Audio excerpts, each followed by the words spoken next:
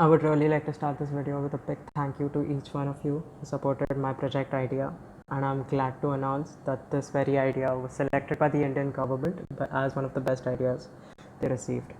And it was really motivating to take it a step ahead, and this is how it currently looks.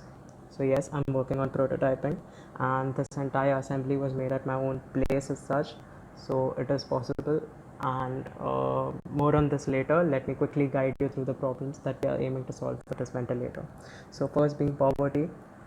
Indians, even the poor people, are huge in number. Leave alone the poor people, even the above average classes are making somewhere to the tune of 17 lakh a year.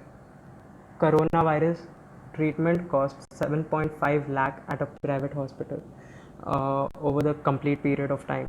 So definitely we need to look at cost effective solutions that are also easy for laymen to use. So we have been contacting ventilator manufacturers and taking their perspectives, and the total cost of this ventilator came down to 2235.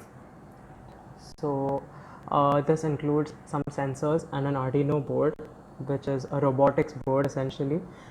It was procured to solve the very next problem that most ventilators have failed to consider as such.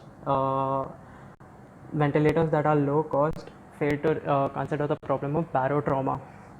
This is something which happens when you forcefully pump air into the human body without the muscles around the lungs expanding. It causes rupturing of the alveoli, as you can see in the diagram, and these alveoli are very crucial, especially in SARS and COVID patients. So we really do not want to do more damage than we are aiming to solve. So this is how we are going to use the sensors. When the pressure drops due to expansion of the muscles around the lungs, this is when we pump air, and this is when the sensing and the pumping will be done.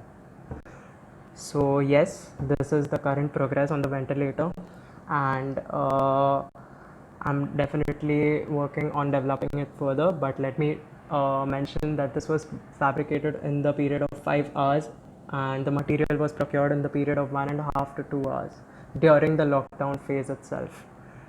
So yes, it is possible, and we really hope that we are taking this project in the right directions.